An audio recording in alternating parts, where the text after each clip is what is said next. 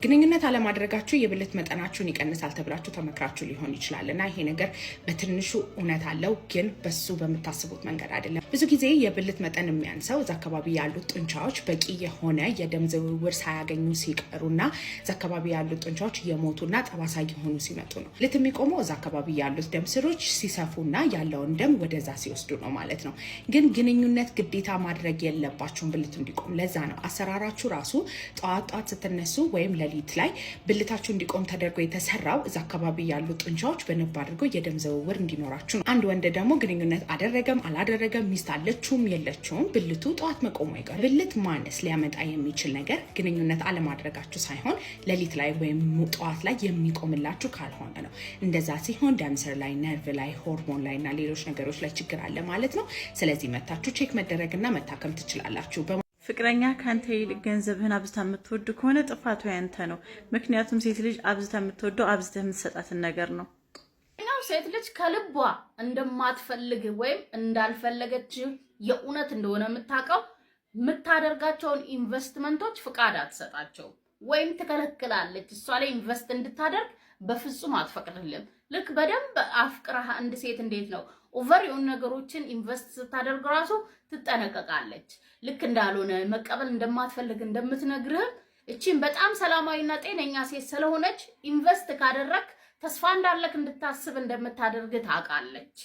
አንተን ተስፋ መስጠት ከዛ ደግሞ ፍቅር መስጠት እንደማትችል ስለምታውቅ ያንን እድል አሰጠን።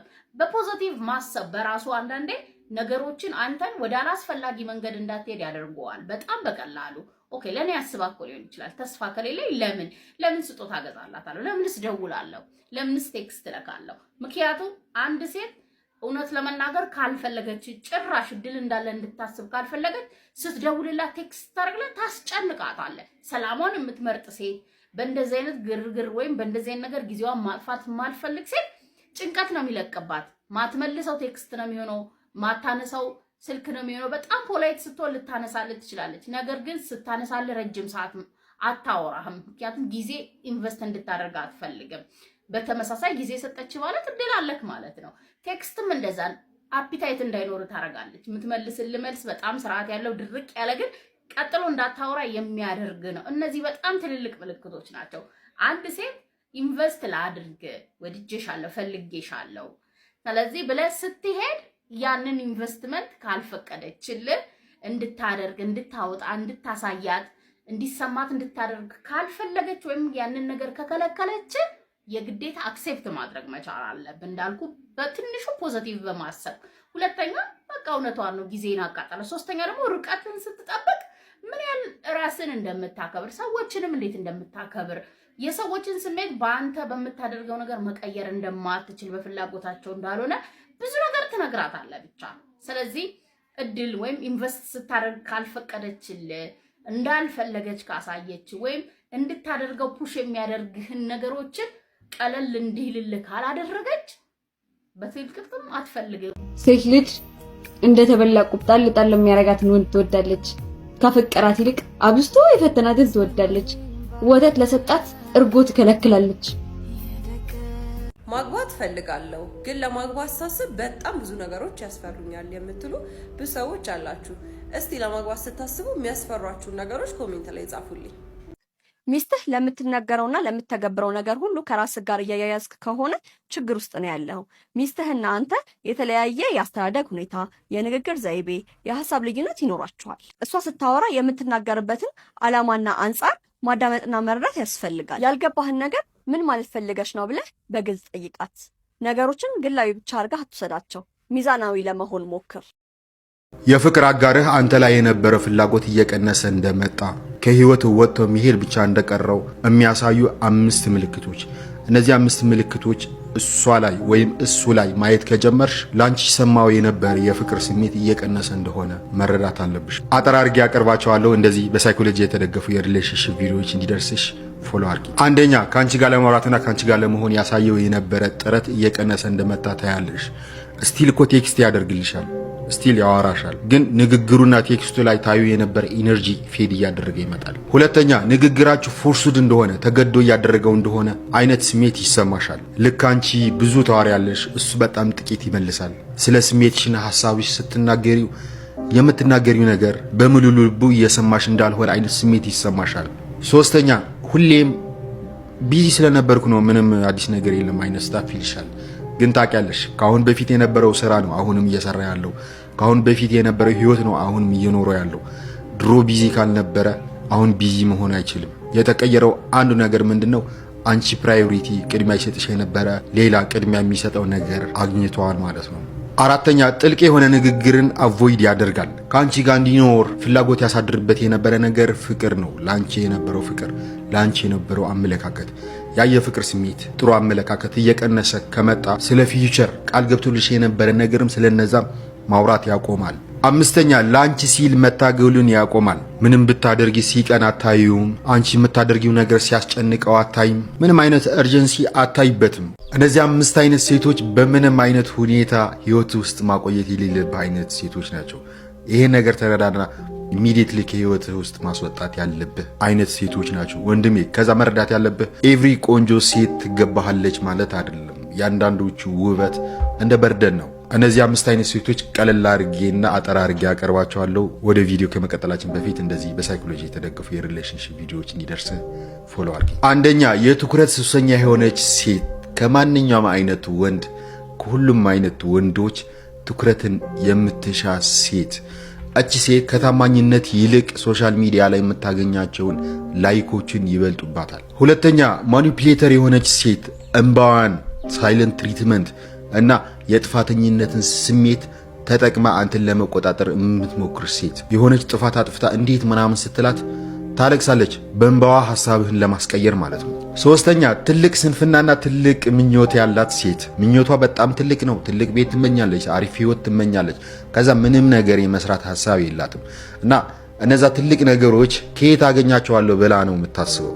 ይሄ ላንተ ጥያቄ ነው። አራተኛ በፍጹም አልሳሳት የምትል ሴት። እቺ ሴት ምንም አይነት ኃላፊነት አትወስድም ለምታደርጋቸው ነገሮች። ከዛ ሁሌ የምትጫወተው ቪክቲም ነው፣ እንደ ተበዳይ ነው አክት የምታደርገው። አምስተኛ ክብር የሌላት ሴት። ሁሌ ዝቅ የምታደርግህ ከሆነ፣ የምታሾፍብህ ከሆነ፣ በሰው ፊት የምታዋርድህ ከሆነ ወንድሜ ምን እያደረግህ ነው እስካሁን ከሷ ጋር? ሴት ልጅ የተግደረደረች እንደሆነች የምታውቅባቸው 7 ምልክቶች። ሴት ልጅን ለፍቅር ጠይቃት እምቢ ስትልህ ሁሌ አልፈልግም ማለት አይደለም። ምናልባት ሞር እንድትለምናት ፈልጋ ይሆናል፣ የሴትነት ክብሯን ይዟት፣ ወይም ደግሞ ፈርታ ይሆናል እና እነዚህ 7 ምልክቶች እች ሴት ለአንተ ጥሩ ስሜት ኖሯት እየተግደረደረች እንደሆነ የሚያሳዩ ምልክቶች ናቸው። አጠር አድርጌ አቀርባቸዋለሁ። እንደዚህ በሳይኮሎጂ የተደገፉ የሪሌሽንሺፕ ቪዲዮዎች እንዲደርስህም ፎሎ አድርጊ። አንደኛ ኮንታክት ታረጋለች። ጠይቃት እምቢ ካለች በኋላም ቴክስት ትጽፍልሃለች፣ ትደውልልሃለች። ካንተ ያላት ግንኙነት ማቋረጥ አትፈልግም። ሁለተኛ አሁንም ቼክ ታረጋለች፣ ትጠይቃለች። ደህና መሆንህን የምትጠይቅ ከሆነ እንዴት እየሆንክ እንደሆነ የምትጠይቅ ከሆነ ስቲል አንተ ለሷ መተር እንደምታደርግ ነው የሚያሳየው። ሶስተኛ በአንተ ትቀናለች። ሴቶች በተለየ መንገድ ሲቀሩ የምትቀና ከሆነ እነዛ ሴቶች የእሷ ቦታ እየወሰዱ እንደሆነ እያሰበች ነው ማለት ነው። አራተኛ እንድትርቃት አትፈልግም። አልተቀበለችህ ይሆናል፣ ግን ደግሞ ኮምፕሊትሊ ልታጣህ የማትፈልግ ከሆነ ይሄ አንድ ምክንያት ሊሆን የሚችል ነገር ነው። አምስተኛ አሁንም ትኩረቷን የምትሰጥህ ከሆነ ሴት ልጅ እውነት ለመናገር ዋጋ ለማትሰጠው ሰው ጊዜዋም ይሁን ትኩረቷ ያን ያህል አትሰጠውም። ስድስተኛ አሁንም በግልጽ ታወራሃለች። ሴት ልጅ ሪጀክት ካረገች በኋላ ለፍቅር ጠይቃት እምቢ ካለች በኋላ ስቲል የሚሰማት ስሜት ህይወቷ ላይ እየተከናወነ ያለ ነገር በግልጽ የምታወራ ከሆነ የሆነ ስሜት አላት ማለት ነው እንጂ ሴት ምንም ፍቅር ሳይኖራት በጓደኝነት ይቀርባት የነበረ ወንድ ለፍቅር ከጠየቃት ኮምፕሊትሊ ነው የምትርቀው። ሰባተኛ የህይወቷን በር ገርበብ ነው የምታደርግልህ። ጨርሰ ወደ ህይወቷ እንድትገባ አላደረገችም ይሆናል፣ ግን ደግሞ ከሷ ጋር ያለ ግንኙነት ጨርሶ እንዲጠፋ እንዲሞትም በሯን አትዘጋውም። ይሄ ማለት ካንተ ጋር ያላት ነገር ትፈልገዋለች፣ ግን ደግሞ የሆነ የሚያስፈራት ነገርም አለ ማለት ነው። ወይም ደግሞ ሞር እንድትለምናት ትፈልጋለች ማለት ነው። ይሄ ቪዲዮ ጠቃሚ ኢንፎርሜሽን ካገኘህበት ላይክ ማድረግ እንዳረሳ፣ የሆነ ጊዜ ሊጠቅም ስለሚችልም ሴፍ አድርገው። ለፍቅር ጠይቃት እምቢ ካለችህ እነዚህ 9 ነገሮችን ማድረግ አለብህ። እመነኝ፣ ላንተ የሆነ አይነት ስሜት ካላት ተመልሳ ትመጣለች። ግን እነዚህ 9 ነገሮች የምታረጋቸው የግድ እሷ ተመልሳ እንድትመጣ አይደለም፣ እንደ ወንድ ትክክለኛ ነገሮች ስለሆኑ ነው። አጠር አድርጌ አቀርባቸዋለሁ። እንደዚህ በሳይኮሎጂ የተደገፉ የሪሌሽንሺፕ ቪዲዮዎች እንዲደርስህ ፎሎ አድርግ። አንደኛ መልሷን ማክበር ኢሚዲየትሊ። እሷ ላይ ጫና ማሳደር አይጠበቅብህም። እሷን ለማሳመን የሆነ ነገር ማድረግ አይጠበቅብህም። ጀስት ውሳኔዋን ተቀበለው። ለዛም ሪስፔክትፉሊ ማለት ነው። ይሄ ስትሮንግ እንደሆንክ ያሳያል። ሁለተኛ ረጋ ማለት አለብህ። ኢሞሽናሊ በቃ እንዳትናገር፣ የሆነ ኢሞሽናሊ ሪያክት ለማድረግ እንዳትሞክር፣ በንዴት ለመሳደብ ምናምንም እንዳትሞክር። አንድ ወንድ ጥንካሬው የሚለካው ሪጀክሽን ሃንድል በሚያደርግበት መንገድ ነው። ሶስተኛ እንዳትለምናት። ሴት ልጅን መለመን አትራክሽን እንዲሞት ነው የሚያደርገው፣ ክብርህን እንድታጣ ነው የሚያደርግህ። አራተኛ እሷን ለማስቀናት እንዳትሞክር። የሆነ አሪፍ እንዳለህ ለማስመሰል የሆነ ፖስት ማድረግ ብራግ ማድረግ ምናምን አይጠበቅብህም። እነዚህ ነገሮች በእሷ መልስ እንደተጎዳህ ብቻ ነው የሚያሳዩት። አምስተኛ ስቴፕ ባክ፣ ራቃት። አንዳንድ ጊዜ ራስህን ረጋ አድርገህ ከዛ ሁኔታ ማራቅ ሞር አትራክሽን ነው የሚፈጥረው። ስላንተ እንድታስብ ውሳኔዋን እንድታጠናው ነው የሚፈቅድላት። ስድስተኛ ራስህ ላይ ፎከስ አድርግ። ሰውነትህ ላይ፣ ማይንድ ሴትህ ላይ፣ ብር ማግኘት ላይ፣ አላማህ ላይ ፎከስ አድርግ። እድገት ነው ሁሉ ነገርን የሚቀይረው። ሰባተኛ ዋጋህ ላይ አትጠራጠር። እሷም ቢ ማለቷ አንተ ላይ የሚጨምረው ነገር የለም። አንተ የማትወደድ ወንድ ነህ ማለት አይደለም። በቃ የአንተ ሴት አይደለችም ማለት ነው። እሺ ብትልህ ኖሮም የተለየ ወንድ አትሆንም ነበር። ስምንተኛ ጊዜ ስራውን እንዲሰራ ፍቀድለት። አንዳንድ ጊዜ ነገሮችን ጊዜ ስትሰጣቸው እሷ ሪኮንሲደር ታደርጋለች፣ ውሳኔዋን ደግማ ማጤን ትጀምራለች፣ ወይም ደግሞ ያ ጊዜ የተሻለ ነገር ይዞልህ ይመጣል። ዘጠነኛ በኮንፊደንስ ህይወትህን መምራት ነው። ትክክለኛውና አሪፍ ሴት ዋጋውና ራሱን የሚያውቅ ወንድ ነው የምትመርጠው። ይህ ቪዲዮ አሪፍ ኢንፎርሜሽን ካገኘህበት ላይክ ማድረግ እንዳረሳ። የሆነ ጊዜ ሊጠቅም ስለሚችልም ሴፍ አድርግ። እንደ እብድ በደመ ነፍስ ነበር የምጓዘው። ምንም ነገር ማሰብ፣ ማገናዘብ፣ መረጋጋት የሚለው ነገር ውስጥ አልነበርኩ። ልጆቼን ሁሉ ከጎን ያሰለፍኩ። አባት ላይ ሁላችንም ማደብንበት እስከማንሰማው ድረስ እስከማንፈልገው ድረስ ምንድነው የተፈጠረው? ምንድነው የሆነው? ለምንድነው እንደዚህ ያደረግከው ብለን እስከማንጠይቀው ድረስ ሁላችንም ተጸየፍ። እሱም ከቤት ወጥቶ ቀር። ሊያብራራልን አልቻለም። እንዲህ ነው እንደዛ ነው ብሎ ሊል አልቻለም። ያ ጉዳይ ከተፈጠረ በኋላ እጅግ በጣም ልቡ ተሰብሯል። አብሶ በልጁ ጉዳይ በጣም ደንግጧል፣ ተርበትብቷል። እሱ ለ10 ዓመታት ካደረገው ነገር በላይ ዛሬ በሱ ምክንያት ብዙ ዋጋ ከፍለን ያሳደግናት ይቺ ምስኪን ልጃችን ይህ ነገር እሷ ህይወት ውስጥ መሆኑ አሳፍሮታል፣ አሳዝኖታል። ማንም ከሚረዳው በላይ ልቡን ሰባብሮበታል። ለዛም የመረጠው ከዙሪያችን ከአካባቢያችን መራቅ ነበረ። እኛም አልፈለግነው። ቢመጣም አጠገባችን ቢሆንም እስከምንጸየፈው ድረስ ከውስጣችን አወጣ ነው። እኔም ልጆቼም አንድ ሆነን ያን ያደረግኩት አንድ ነገር ጠበቃ ቀጥሬ እያንዳንዱን ንብረት አካውንት ውስጥ ያለውን ገንዘብ ሳይቀር ማሳገድ ነበር። ሁሉም ነገር በእኔ ቁጥጥር ስር ነው። የሁሉም ነገር ኃላፊው፣ የሁሉም ነገር ተጠያቂው፣ የሁሉም ነገሩን ባለቤት እኔን አድርጎኛል። ባለቤቴ በጣም ይተማመንብኛል፣ ይደገፍብኛል። እድሜ ልካችንን ስንኖር አንድ ቀን አይኔን ገልጬ እንዳላይ እንዳልጠራጠረው ምን እየተካሄደ ነው ብዬ እንዳልል ያደረገኝም በዚሁ ማንነቱ ነው። ምንም አይነት የንብረት ጉዳይ ከሱ ጋር እንዲነካካ አይፈልግም። ይሰራል፣ ይለፋል።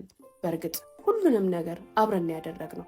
ስራ ሲስተም ውስጥ የከተትኩት፣ ስራን ያስተማርኩት፣ ቢዝነስን ሀብዬ እጁን ይዤ ከቅጥር አውጥቼ ያሳየሁት እኔ ነኝ። እሱም ፈጣንና ጎበዝ ነበርና አብረን አድገናል፣ አብረን እዚህ ደርሰናል። በዚህ እኔ ላይ ትልቅ እምነት ነበረው። በኖርንባቸው ዘመኖች ሁሉ በኢኮኖሚና በንብረት ጉዳይ ስለምንም ነገር ወደ ኋላ ሲያደርግ አይቼው አላቅም።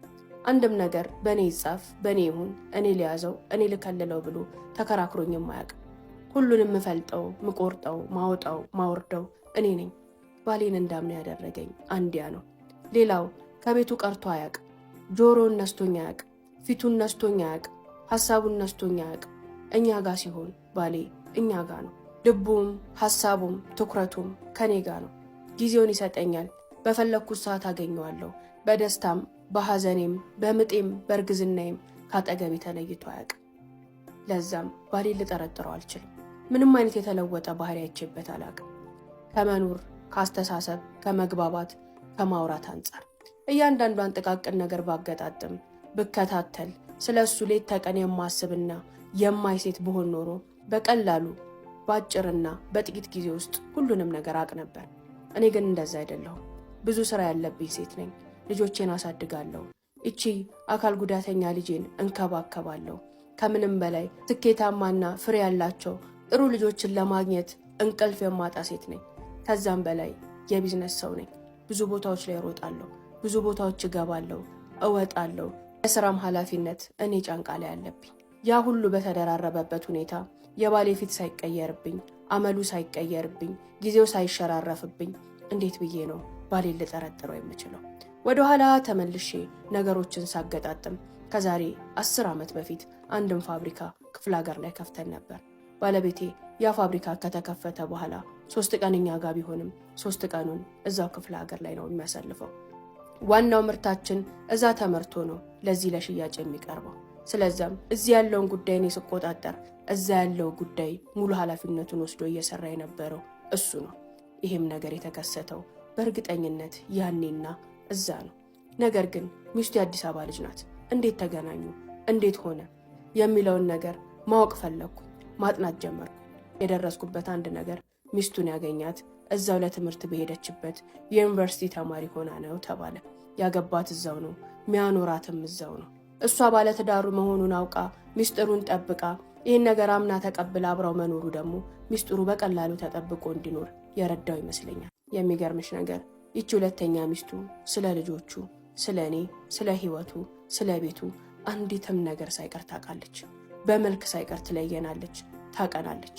እኛንን ምንም ነገር የማናውቀው። ሀውለት እንዳልኩሽ በደመ ነፍስ ሄጄ በደመ ነፍስ ተጉዤ ሁሉንም ንብረቶቹን አካውንቱ ላይ ሳይቀር ያለውን ገንዘብ አሳገድኩበት። የፍቺ ወረቀትም አስገባሁኝ። ሁሉንም ነገር ያደረኩት በቅጽበት ነበር። ማንንም አላዋራሁም፣ ማንንም አላማከርኩም ከልጆቼ ውጭ። ሁሉም ልጆቼ ደጋፊዎቼ ነበሩ። ሁሉም ኢኮኖሚዎቹ ሲዘጉ ስራ መስራት አቃተው። ፋብሪካውም ስራውን አቆመ። ያኔ ሳይወድ በግዱ ተጎትቶኛ ጋር መጣ። ምን እያደረግሽ ነው? ምን እየሆንሽ ነው አለኝ። ምን እያደረግኩ እንደሆነ ታውቃለህ? አንዲት ቤታ ቤስቲ አታገኝም። ሁሉም ነገር የኔ መብት ነው፣ የኔ ሀብት ነው። ሻንጣህን ይዘህ ውልቅ በል። የፍቺውንም ደብዳቤ አስገብቻለሁኝ። ከጠበቃዬ ጋር ተከራክረ ፍቺውን ፈጽም አልኩት። ምንም እንዲያወራ ምንም እንዲናገር ፋታም እፎይታም አልሰጠ ነው። ከነ ልጆቼ አንድ ሆነን በአንድ አፍ በአንድ ልብ ከዚህ ከዛ አጣደፍ ነው። ባለቤቴ ሞት ይመጣል እንጂ ሽማግሌ የሚባል ነገር፣ አስታራቂ የሚባል ነገር፣ ሰው በህይወት ውስጥ ጣልቃ ማስገባት በፍጹም የማይወድ ሰው ነው። ነገር ግን ሁኔታችን እሱን ለማውራት እሱን ለማናገር ምንም የሚሰጥ አልነበረም። ልጆቹ እንደ አባት ሪስፔክት ሊያደርጉት እንኳን አልቻሉም። እኔም እንደ ሚስት ጥቂት እንኳን አንገቴን ልሰብርለት አልቻልኩ። አንድ ቤትሽ ውስጥ ቀጥረሽ አሰርተሽ ከባድ ጥፋት አጥፍቶ ከቤትሽ እንደምታባርሪው ሰራተኛ ነበር ወሬያችን፣ አድራጎታችን ሁሉ። እነሱም እንዳባታቸው እኔም አንድ ቀን አብሮኝ እንዳደረ ባሌ እንኳን ጥቂት ሀያን አላደረኩለትም። ያ ነገር ልቡን እንኩትኩት አደረገው። እርግጥ የኔም የልጄም ልብ ከተሰበረው በላይ አይደለም። ያ ሁሉ ነገር ሲሆን ምንም አልመሰለኝም። እየተበቀልኩት ለሰራልኝ ላደረገልኝ ነገር ሁሉ ዋጋውን እየከፈልኩት መሆኑን እያሰብኩ ደስ ይለኝ ነበር፣ ረካ ነበር፣ እደሰት ነበር። በሚችለው ሁሉ ብቻውን መጥቶ እንደለመድ ነው እንደ ባህል እንደ ወጋችን እንደ ቤታችን እንድንመካከር እንድንወያይ ይቅርታ እንድንጠያየቅና የምንፈልገውን ሁሉ ሊያደርግልን ተደጋግሞ እየመጣ ቢሞክርም ፈጽሞ በጄ ልንለው አልቻልንም። ያኔ ነበር ሳይወድ በግዱ በህይወታችን በጣም የምናከብራቸውን የምንወዳቸውን ሰዎች ጣልቃ ያስገባው። ሽማግሌ ሰበሰበ። ሽማግሌ ተሰብስቦ ለሳምንታት ቀን በቀን ሳይታክቱ ያሸማግሉን ጀመር። ታረቁ፣ ይህ እኮ መብቱ ነው፣ ዲኑ የፈቀደለት ነው፣ አንዴ ሆኗል፣ አንዴ ተፈጥሯል፣ እናንተ ትልልቅ ሰዎች ናችሁ፣ ልጆቻችሁን በመዳሪያ በመኳያ ሰዓት እንደዚህ አይነት ነገር ውስጥ አትግቡ እያሉ ለመኑን፣ አስለመኑን። ለሳምንታት ቀን በቀን ከለፉ በኋላ የመጨረሻ ውሳኔ ከልጆቼ ጋር ተነጋግሬ አንድ ነገር ነበር። ለ10 ዓመታት ዋሽቶኛል፣ ለ10 ዓመታት አቁስሎኛል።